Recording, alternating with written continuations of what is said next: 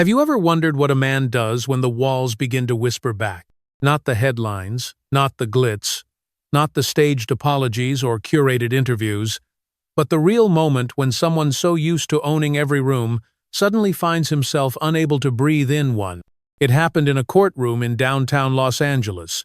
No flashing cameras, just a sealed envelope and a name no one expected: Kim Kardashian. The judge didn't say it dramatically. He didn't have to. The silence said it for him. Every head turned. Even the court sketch artist stopped mid-line. Diddy, who hadn't flinched through weeks of testimony, suddenly swallowed hard. His lawyer turned pale. This wasn't about gossip. This wasn't scandal. It was the unspoken becoming undeniable. And the picture, that picture leaked hours later, sealed it. Kim, mid-step, arms crossed over her chest, eyes cast downward. Behind her, Diddy, half lit by the hallway shadows. There was no accusation, no words, but somehow the whole story was there, or at least the beginning of one that had been buried for nearly a decade. Why did a woman trained to control her every expression suddenly look like she was trying to vanish? That's the part no one talks about. Until now. Because this story isn't about a single moment. It's about the rooms no one was supposed to remember, and what happens when one woman, who built an empire on image, decides to finally speak without filters. You're about to see what unfolded when the most controlled narrative in Hollywood cracked. And if you think you know Diddy, watch until the end, because after this, you might never look at him the same way again. The night was made of glass and gold. Inside the iconic Sound Awards 2016, the air shimmered with ego and electricity. Every spotlight fought to outshine the last, every laugh a little too loud, every pose a little too perfect. Kim Kardashian arrived not as a guest, but as a queen, her dress flowing like liquid metal, her walk smooth, practiced. She smiled for the cameras like she'd rehearsed it in another lifetime. Maybe she had. Backstage, she was meant to stay for 20 minutes, just enough time to present an award and vanish before the tabloids found something to twist. That was the plan, until her assistant handed her a folded note. No logo, no signature, just one word. Mr. At first, she read it twice, then once more. It wasn't a request. It was a beckoning. And everyone in the industry knew exactly who Mr. was. You didn't need a surname. She hesitated for a moment, then nodded. The hallway stretched in front of her, long and unusually quiet. Publicists whispered into earpieces. Security guards stood with crossed arms, watching but not reacting. Her heels tapped softly against the floor, each step quieter than the last. Somewhere in the distance, the echo of the award show faded behind velvet doors. And then came the drape. Heavy, black, pulled just slightly to the side by a man who didn't introduce himself. Behind it, a room cloaked in a strange stillness, like the center of a storm. Low lighting, the faint buzz of a DJ's slow mix in the corner, a stylist checking their phone, a security guard who didn't look up, and Diddy. He stood near the minibar, a glass in hand, no chain, no entourage, just him, alone, smiling. "Kim," he said, like it was obvious she'd come. "Just wanted to say you look stunning out there, that dress. Damn!" She smiled politely. "Thank you. Congrats on your set." But even then, something felt off. Not wrong, not dangerous, just measured. He took a slow sip, set the glass down, and stepped closer. Not in a threatening way, not even inappropriate, just deliberate. Like every move was being choreographed for a scene only he knew. "You ever feel like you're not really there?" he asked suddenly. "Like everyone's looking at you, but they're looking through you? We build things around us, layers, silence, control." Kim blinked. Was this small talk? A confession? A warning? She opened her mouth to respond, but someone stepped in from the curtain, a producer, panicked, breathless. "They're asking for you, Kim." She turned. Diddy didn't follow, but he did say one last thing, so low it almost dissolved into the air. "You're smart to go now." She didn't answer. didn't look back, just walked, fast and steady, past the curtain, into the lights. But the silence from that room clung to her skin like a shadow. And it followed her all the way out.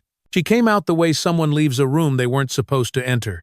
The hallway outside Diddy's private lounge was still dim, lit only by low sconces and the occasional flicker from the stage lighting far behind her. But in that moment, everything about Kim looked different. Her dress still sparkled. Her heels still clicked against the tile. But her arms were crossed tight across her chest like armor. Her eyes were red.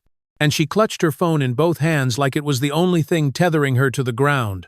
A backstage staff or someone barely noticed at events like this froze when he saw her. He didn't speak. He didn't ask. But he watched her pass, slowly, and heard it. A whisper. Not meant for him. Maybe not even meant for herself. I shouldn't have gone in. She didn't stop, didn't look around. She just kept walking.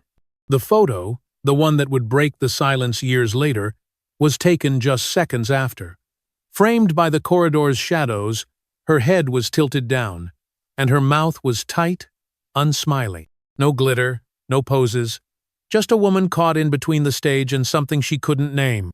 No one touched her. No one shouted. There were no bruises, no accusations. So why did it feel like something had happened? Kim didn't cry. Not then. Not in front of anyone. But she didn't speak either, not to her team, not to Kanye, not even to her mother. She changed in silence, rode home in silence, and never mentioned it again. Like it never existed. Like silence itself could erase the discomfort. But memory doesn't work like that. Not for someone trained to read a room. She knew when something wasn't right, even if she couldn't explain why. It wasn't what he did. It was how he made the air disappear. Years later, when asked, she didn't accuse. She didn't dramatize. She just recalled a feeling so vivid it still lived beneath her skin. Uncertainty. Not fear, not trauma, but a quiet, unrelenting wrongness. And sometimes, that's the loudest thing of all. The courtroom wasn't built for this kind of silence. Diddy's lead attorney stood stiff, his voice controlled but sharp, echoing off the polished wood panels. Your Honor, we move to strike all references to Miss Kardashian. Her name is irrelevant, prejudicial, and damaging to my client's right to a fair trial. He didn't yell. He didn't need to. The urgency was in the way he gripped the edge of the table, knuckles pale beneath expensive cufflinks. Across the room, the prosecution said nothing, just handed a folder to the clerk. Inside it, confirmation of a sealed statement, a single witness, and a name. The judge didn't look up right away. He flipped through the pages, slowly. The clock ticked too loudly. Then, with the calm of someone who had seen too many men try to hide too many truths, he said simply, "If the name is there, and the event can be corroborated, the jury deserves to hear it." Outside, the chaos began within minutes. One photo, leaked, not to TMZ, not to the networks, but to the internet. Kim, in that hallway, arms crossed, eyes down. A moment she'd never spoken about, suddenly everywhere. Number Kim had to go was trending by noon. Talk shows replayed the image with a shiver in their voices. Pundits argued over its meaning. Was it discomfort? Was it power imbalance? Was it something else? But the real question spread faster than any opinion. If Kim Kardashian, the woman who built an empire on control-ants, felt powerless, then what was in that room that made her want to leave it behind forever? Asterisk. Asterisk. It wasn't about her name anymore. It was about what her silence implied, about what everyone else might have chosen to forget. And suddenly, the courtroom wasn't just about Diddy. It was about them all. The lights dimmed, but not entirely. Just enough for the courtroom to hush, for breath to hold, for every eye to turn toward the glowing screen. Then she appeared. Kim sat in a plain chair, in a plain room. No glam squad, no set design. Her hair was pulled back, tight and clean. Her face bare, except for what looked like a trace of concealer and a hint of fear. But it wasn't fear of him. It was fear of this, of saying it out loud, finally, after all this time. She looked straight ahead. Not at the lens. Through it. "I've thought about this night more than I ever expected to," she began, her voice low but steady. "And I didn't come here to accuse. I came because it never left me." She inhaled slowly, as if every sentence had to be coaxed into existence. "We had met before. A few times. Nothing unusual. That night, someone told me he wanted to say hi. It seemed harmless, but when I stepped inside his lounge, something changed. The air was different. The lights were lower. The music didn't match the energy." A long pause. It was like walking into a room where everything had already been decided. No one moved in the courtroom. Not the judge. Not the jury. Not even Diddy. "He didn't touch me," she said. "But he didn't need to." The words dropped like lead. It wasn't about what he said. It was about how little he had to say. The way he looked at me. The way everyone else stayed silent. It felt like the room had collapsed inward. Like there was only one exit, and even that belonged to him. She blinked, eyes shining, but no tears fell. I smiled. I said I had to check on my kids. I lied. I just wanted out. That's all. I wanted out. Another breath. And I never told anyone. Not Kanye. Not my mom. Not my team. Because I didn't know how to explain a moment that didn't break me, but still felt like a trespass. She looked down for the first time. Then back up. I remember everything. Every second. Every silence. I just never dared to name it. A pause. Until today. It started like a ripple. First, a voice note, sent anonymously. Just a few seconds of breath and hesitation, then, "I was there. Not that night. But I know that hallway. I know that room." Then came a screenshot cropped tight. No name of a message from a former stylist. Asterisk. "We were told not to ask questions. Not to look directly at certain guests. Especially when he was hosting." Asterisk. And then, more. One by one. Quietly. Carefully. A backup singer who hadn't been on stage in years. A production assistant who now worked in real estate. A former hair and makeup artist who never got a call back after one particular after-party. They didn't scream. They didn't accuse. They remembered. That was all. They spoke of the same things in different words. A door with no label. A curtain drawn tighter than the others. A silence inside that felt colder than the air conditioning. No one used his name. They didn't have to. The posts began to swell like a quiet wave. Asterisk asterisk number. I also never said a word. It wasn't rage. It wasn't spectacle. It was recognition. Across cities, across jobs, across years. A collective knowing that could finally breathe. Inside the courtroom, his chair sat empty. The defense attorney straightened his tie, calm but flat. Mr. Combs is exercising his legal right to be absent from today's proceedings. No one argued. Not because they agreed, but because his absence said more than his presence ever could. Out there, the headlines changed. They no longer led with trial updates or witness summaries. Now they asked, asterisk, asterisk, how many others walked out of that room and said nothing? Asterisk, asterisk, because this wasn't just about a man. It was about a pattern, a culture, and 1,000 quiet exits, just like Kim's, that never made the news. Until now, the room was never on the official blueprint. Not in the venue's staff handbook. Not in the security team's radio map. But it existed. Always had. Behind the curtains, tucked beside the dressing suites, beyond the reach of cameras. One door in. One door out. No windows. No footage. No witnesses except the ones who were chosen. The court clerk laid down a printed floor plan, weathered and folded. It showed the layout of the 2016 Iconic Sound Awards backstage. Green rooms, equipment storage, press paths all labeled. And then, a small, unmarked rectangle highlighted in red. VIP holding. Private, it read. In parentheses, client. Provided security only. Asterisk. Asterisk. Next came the emails. No commentary, no dramatics. Just read aloud, slowly with enough silence between each line to let the weight settle. Please confirm that hallway access is closed after 9:30 p.m. Remind talent escorts phones off before entry. Guest list finalized. A. Listers only. No internal staff permitted in Zone C. Ensure no venue cameras capture entry. Personal team will handle documentation. No one in the room spoke. The prosecutor didn't add a single word. She didn't need to. The evidence spoke in its absence. A list of names cross-referenced, redacted but patterns emerged. Repeated entries, same initials, same time frames.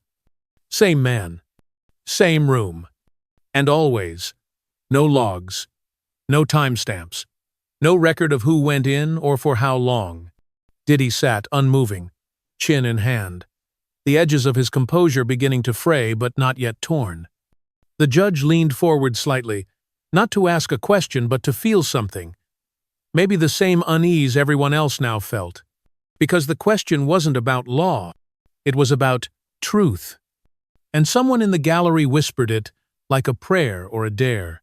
If the truth happens in a room with no camera, no log, and no voice brave enough to repeat it, did it still happen?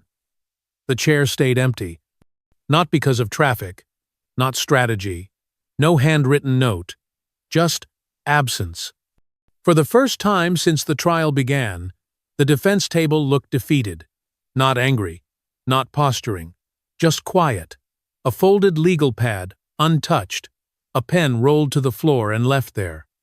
And across the room, a silence hung heavier than the judge's gavel. No one waited for a verdict anymore. Not really. Because truth, when repeated by enough voices, stops needing permission. A woman walked to the witness stand mid-30s. Dark blazer, hair tied back, eyes steady. She didn't hold papers. She didn't need to. I worked for one of his companies, she said. Not long, but long enough. Her voice didn't tremble, but it wasn't strong either. It was something in between, like the weight of holding something too long had carved its tone flat. We all knew, not what happened in the rooms, just not to ask. She looked around the courtroom, but not at anyone in particular. I told myself it was just the job, that I needed to survive. But now, I understand that silence can be a kind of participation, a quiet yes wrapped in fear. Then she said it. The night I saw Kim walk out of that lounge, she looked like she wanted to shed her own skin. She paused. She didn't scream. She didn't cry. She didn't accuse. But I've never forgotten her face. And I've never stopped feeling like I failed her for saying nothing. She stepped down. Not a single objection. No closing arguments came that day. The court recessed. The media scrambled. But the jury stayed still.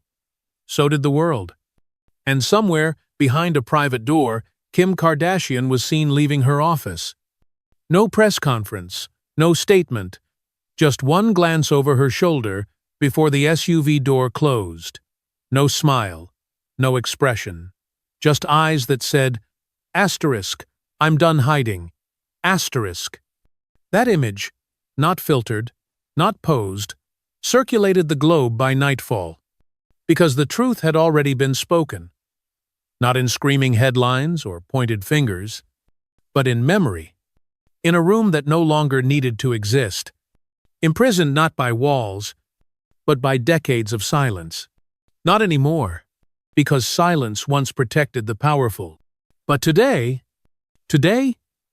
it's evidence. Some stories don't need a villain to feel like a tragedy. No one shouted, no one bled, but something still broke. In a hallway, behind a curtain, where the music faded and the silence began to speak.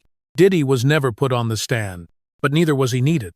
Because sometimes the most powerful testimony comes from the people who were and never meant to speak.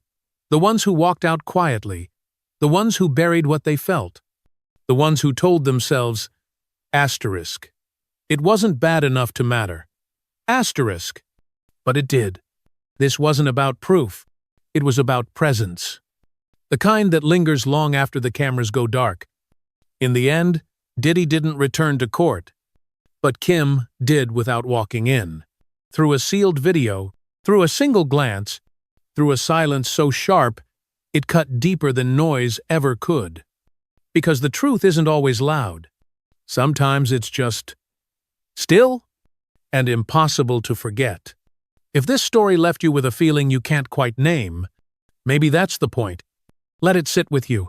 Let it move you. And if you've ever had your own version of that room, you're not alone anymore. Asterisk. Silence used to be a shield, but today, it's how we begin to break the cycle. Asterisk. If this story meant something to you, share it. Leave a comment. Or simply stay with the feeling a little longer. We'll be here, telling what others once whispered.